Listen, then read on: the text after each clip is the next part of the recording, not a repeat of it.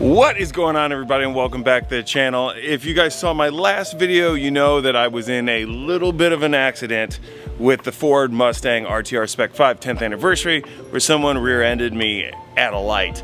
Still kind of going through all the insurance back and forth, but I wanted to show you guys the actual damage that it did to the vehicle. Oh, this is fantastic. Somebody hit my car. Out here in front of my garage, I apologize that this thing is a complete freaking mess right now. My son is working on his car.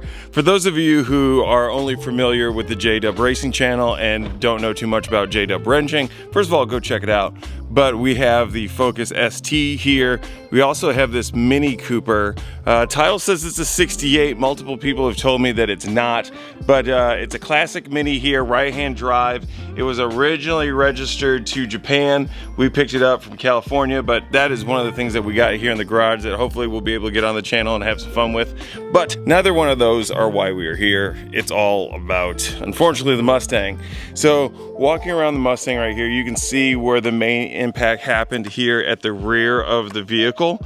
So she hit me dead center here with her 2011 Mitsubishi Outlander. You can actually see right here where the bumper, or I would say it was probably the bottom of the radiator housing or the bottom of the frame of her vehicle, actually hit my vehicle. That's the white from it, but it cracked here all the way down on the bumper, knocked the light out. Oh, actually broke the light itself. That's my first time touching it. Cracked and split the bumper right through here. It also damaged the rear valance right here. It doesn't appear that any of the RTR parts, as far as the rear diffuser matter, are damaged. It does look like, and I don't know if you can see it right there, we are missing one of the screws, but the camera does not want to focus. If we come up here, you can see as far as it goes in terms of lining up, we're actually knocked back in. So the trunk itself was pushed up in, with considerable damage being done to the rear deck lid panel, and the actual deck lid itself is knocked in. If I can get the proper lighting there for you. There you go. Yeah.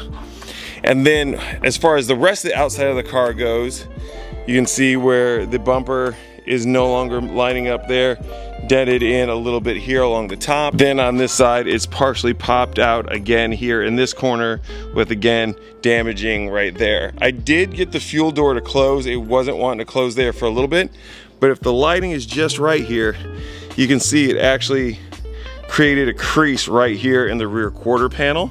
Yep, there you go. You can kind of see where that knocked it in. And then of course, if you look at the seam here for the trunk, you can see that that whole thing there is completely out of whack. So there's that. And then if I can pop the trunk here, you can see on the inside, it's misaligned here, knocking in some of the lining. The bumper has moved away from the body, as well as the interior lining. And then if you look straight down here, you can see where it's pushed this in, and this is kind of out of whack. Some of it's a little misshapen there. I do not know how it didn't break the lights. I really have no idea how that happened, but thankfully it didn't. And then of course, this thing really does not want to close anymore. Yeah, you definitely gotta push it down on there quite a bit.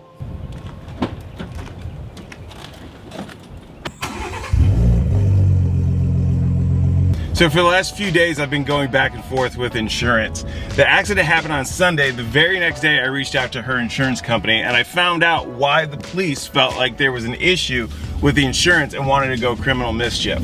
Apparently what had happened is the vehicle was insured under her mother, and she had her own insurance policy as a driver.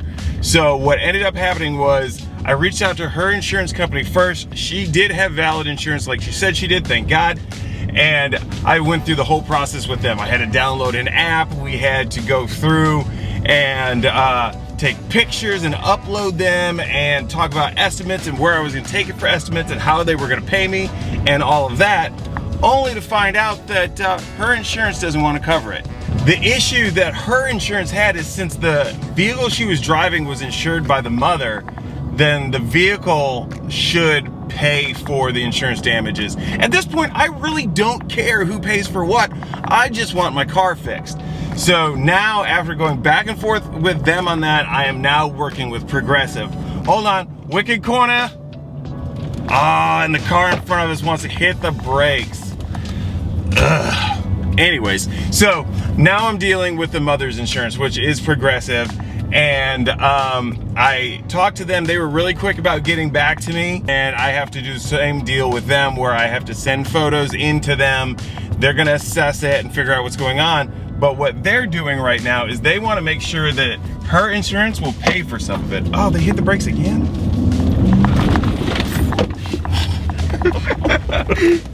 Anyways, this thing is so fun. I love this truck. I absolutely love this truck. So they want to see if her insurance will pay for any of the damages, since she was the one driving it. She was insured by somebody else before they progress with me, because they're Progressive.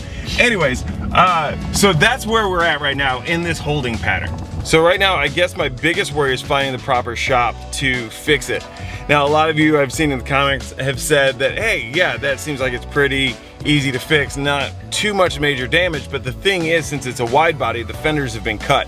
So even though they're gonna cut out that rear quarter panel, once it's on there in place, it's gonna have to be recut and re-welded to the new liner to enable it to sit right and fit the wider wheels in there. So I don't really want to just take that to a regular Ford dealer. Now, RTR does have some premier dealers around, but we typically leave the wide body Spec 5s to us in Charlotte, North Carolina. So then the question becomes is, do I take it to North Carolina to get it fixed, and will insurance even cover that? So hopefully we'll get that fixed here shortly, and I'll give you guys any updates as they come through, and I'll start putting updates as well on my Instagram, which is j_dub_racing, which I'll put here on the screen again for y'all. So if you guys want to check out anything there, go ahead and do that.